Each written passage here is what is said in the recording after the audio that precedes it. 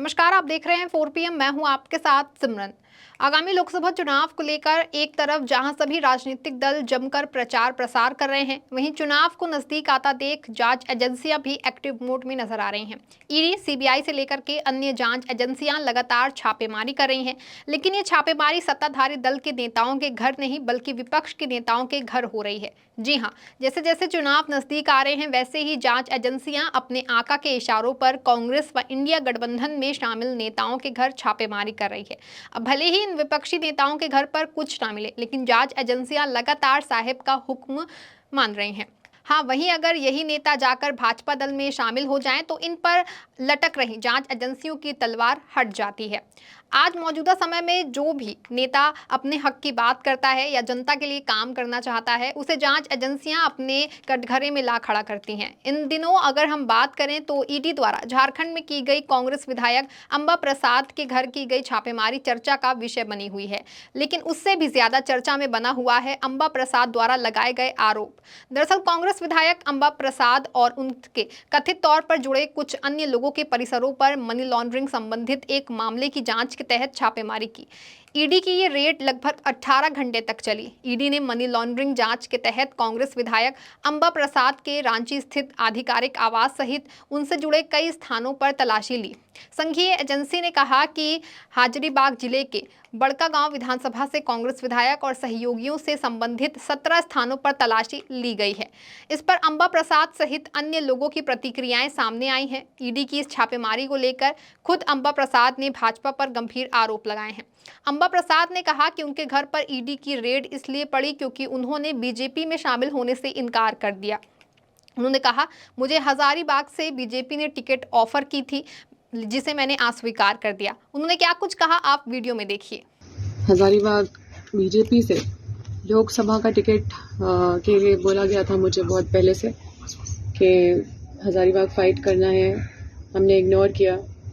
चतरा का सीट के लिए मतलब हमारे घर में सुबह से आरएसएस के लोग बैठे रहते थे।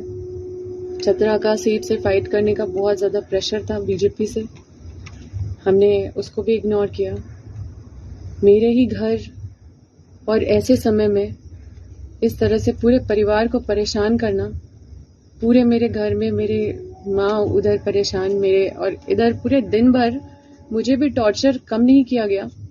घंटों बैठाया गया एक ही जगह में, अगर घंटों खड़ा किया गया एक ही जगह में। कहीं भी एक महिला होने के नाते भी मतलब मुझे सुबह जैसे ही मतलब मेरे बेडरूम तक मैं सोई हुई थी और उस अवस्था में मेरे बेडरूम तक पहुंचे, तो निश्चित रूप से ये बहुत ही दुखद है। और जिस तरह से हर चीज़ पॉलिटिसाइज करके चीज़ों को किया जा रहा है, ये लोगों को जानने की ज़रूरत है। मुझे कई बीजेपी के लोग हमेशा इत्तला करते रहे कि ज़्यादा एनटीपीसी के खिलाफ विधानसभा में मामला मत उठाओ, अडानी के खिलाफ मामला मत उठाओ। मैं इन लोगों के खिलाफ मामला नहीं उठाऊं, अपने सर पे नेम प्लेट लगा लूं बीजेपी। मैं क्षेत्र की जनता में अपने राज्य की जनता के जो विजन है या जो मेरा राज्य को आगे पहुंचाने का जो विजन से मैं आगे निकली हूं, उस संकल्प के साथ मैं हमेशा इस रास्ते पे चलती रहूंगी। जितनी भी रुकावटें आए, मुझे पता चला मेरी माँ बहुत परेशान थी। वो सीधा कह दी कि अब राजनीति से में अब हम लोग को नहीं रहना है। उन्होंने बोल दिया कि अब चुनाव नहीं लड़ने का जरूरत है। लेकिन किसी भी हाल में इन सब चीजों से हम लोग घबराने वाले नहीं हैं। हम लोग पूरी तरह से इस लड़ाई को लड़ेंगे और इस तरह का जो इतने निचले स्तर का जो राजनीति चल रहा है, आप लोगों से छुपा हुआ नहीं है।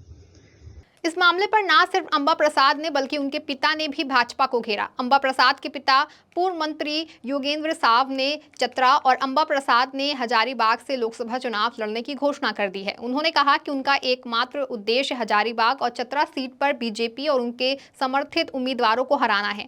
योगेंद्र साव ने कहा कि राजनीति ने उनके पूरे परिवार को बर्बाद कर दिया। यही कारण है कि वे स्वयं और उनकी पत्नी पूर्व विधायक निर्मला प्रसाद साधु का जीवन जी रहे थे, लेकिन अब उनका एकमात्र उद्देश्य बीजेपी को हराना है।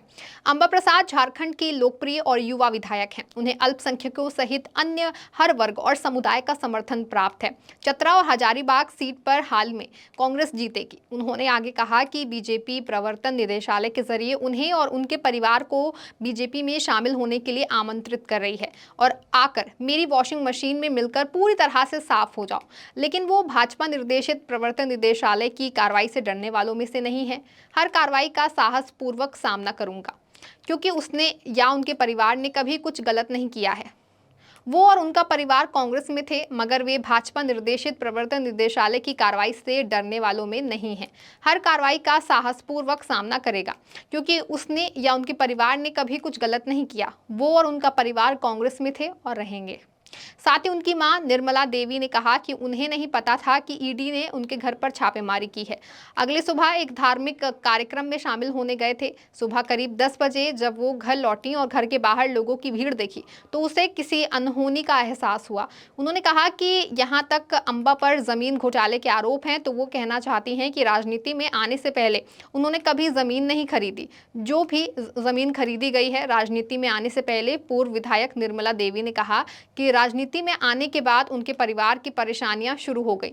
उनका परिवार जिले में स्थानांतरित हो गया। उनके पति इतने दिनों तक जेल में रहे। अब सरकार उनकी बेटी को जेल भेजने की कोशिश कर रही है। वहीं ईडी द्वारा की जा रही कार्रवाई में सिर्फ विपक्ष के नेता ही जेल जा रहे हैं। बाकी जो नेता भाजपा में शामिल हो रहे हैं उन्हें भाजपा रूपी वॉशिंग मशीन में साफ कर दिया जाता है। बता दें कि झारखंड के पूर्व सीएम हेमंत सोरेन पर भी ईडी का शिकंजा कसा जा चुका है। ऐसे में सुनवाई के दौरान ईडी की ओर से कोर्ट को बताया गया था कि जमीन की खरीद फरोख्त से जुड़े मामले में पूर्व सीएम हेमंत सोरेन को 10 बार समन किया गया था। इसमें से सिर्फ 2 समन पर ही हेमंत सोरेन उपस्थित हुए थे, जबकि बाकी के 8 समन पर हेमंत सोरेन का उपस्थित नहीं होना समन की अवहेलना है।